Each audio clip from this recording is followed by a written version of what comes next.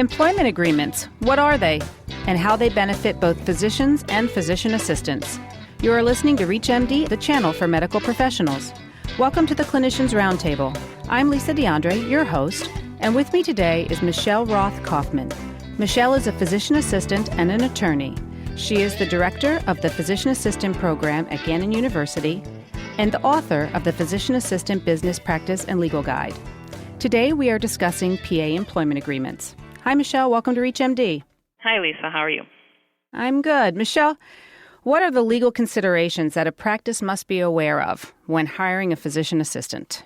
Before hiring a physician assistant, a practice should obtain the state laws that govern physician assistants, and they should also obtain a copy of the Medical Malpractice Act that covers the physician assistant in their state, and review both of those documents so that they can better understand how a physician assistant can be utilized by their practice in their state.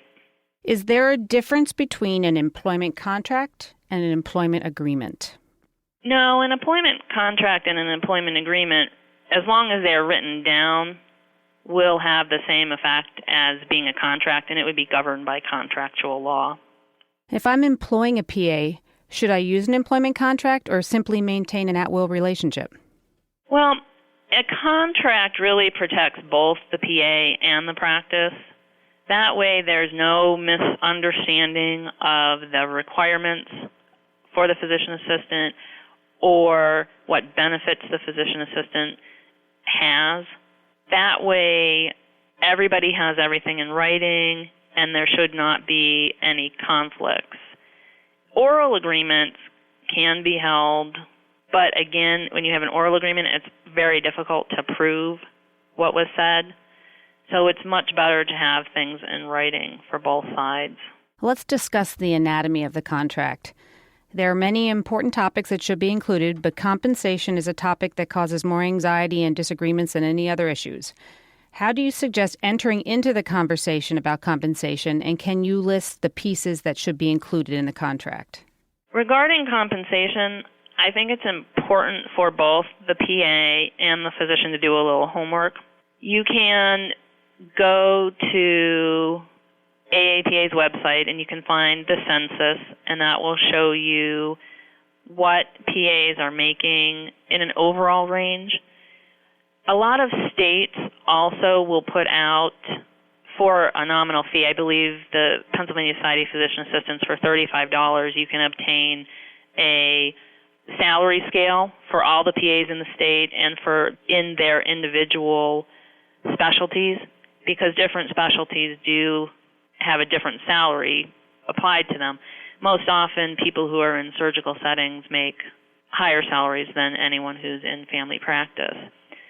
But again, they should both know about what that salary should be. And it depends, too, also, are you dealing with a new grad or are you dealing with somebody who has worked in that area? Because someone who has worked in that area obviously is going to take less time to train and they will command a higher salary. And for a person who has been out there, they should come armed to their contract negotiations with how they are going to benefit the practice, how they see themselves bringing actually funds into the practice. Because obviously the physician is going to want to have the PA salary and benefits, covered by the revenue that the physician assistant is bringing into the practice. So the more information they have, the easier the discussion will be. What is the typical length of a contract? How often should it be renegotiated? And if it doesn't have an end date, can the contract roll over? Contracts should probably be revisited on a yearly basis. That would be in a best case scenario for the physician assistant, because you would want to negotiate your salary, hopefully higher, each year based upon your productivity. And contracts should really be revisited. You don't want them to keep continuing on and rolling over to the point where you may have to go to court to decide what the benefits are and if the contract is still good. again, my recommendation would be on a yearly basis that they are revisited. So have an end date for a year and sit down every year and revisit the contract. Right, but you would probably need a bit of a clause in there to cover if this contract will continue for the next year or the next 6 months if it is not renewed by the state. You don't want it to just end. You want the PA to be covered by a contract, and you know how hectic things can get. If you don't get to the contract, you don't want it to just end. So there needs to be a clause that it carries over. Now you can, if you want to do a 3-year agreement or a 5-year agreement and have some type of built-in schedule for increases.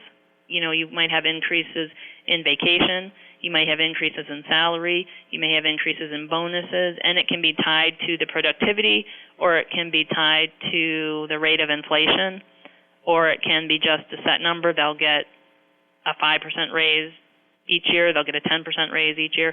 So that way you can individualize a contract. It can go for any length of time. You don't want it to be too lengthy, but you don't want it to be too short either. Defining the scope of practice is an important part of the physician-PA relationship. Could you define what that means, and should it be written in a contract? The scope of practice of a physician assistant first starts with state law. The physician assistant has to work within the scope of practice defined by state law.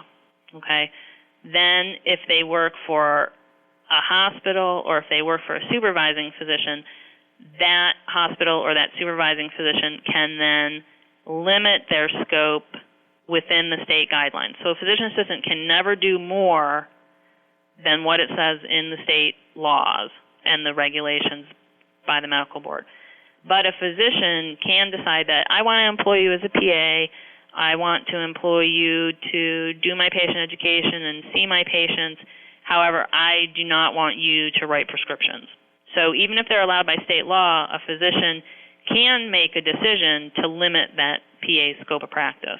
And that should be in the contract or in a separate agreement? That is usually in a separate agreement. That usually really doesn't have anything to do with the contract itself. For instance, in Pennsylvania, we have to have a working agreement with our supervising physician, and that has to go to the medical board and it has to be approved by the medical board. And so that can create additional issues because you do state the supervising capacity in that work agreement.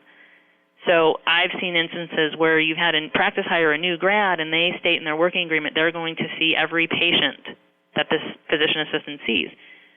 Well, 3 years later, they're not still seeing every patient that that physician assistant sees. That physician assistant has his or her own patient load, but they've forgotten to go back and change their supervising agreement with the medical board. And that opens up the supervising physician to a malpractice action for failure to supervise. So it's very important that any type of working agreement that you have, whether it's maintained within the office or if it's at the medical board, that it is being followed, that it is also reviewed on an annual basis, and that changes are made appropriately. And again, I can't stress enough that if you have a written agreement as to scope of practice, that it's being followed. Michele, what is the difference between termination with cause or without cause, and how should they be addressed in the contract? A contract should specifically state whether or not it is going to be a with cause or without cause. Without cause just means that either party can end the contract and without any reason. Usually you want to have some type of notice guidelines in the contract, usually anywhere from 60 to 120 days, so that again protects both parties. You don't have the PA coming in and is booked out for the next 3 months saying, today's my last day, thanks, see you later. But you also don't want to have the instance where a PA comes into work and the physician just says, thanks, we don't need you anymore.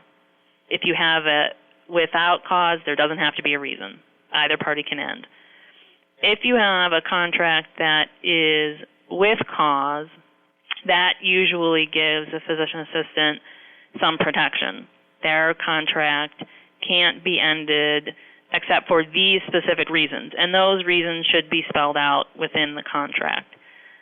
Usually, typical reasons are any board action that's taken against a physician assistant which removes their ability to practice, so they are no longer can see patients, that gives a provider an at cause, that gives them a reason to end this agreement.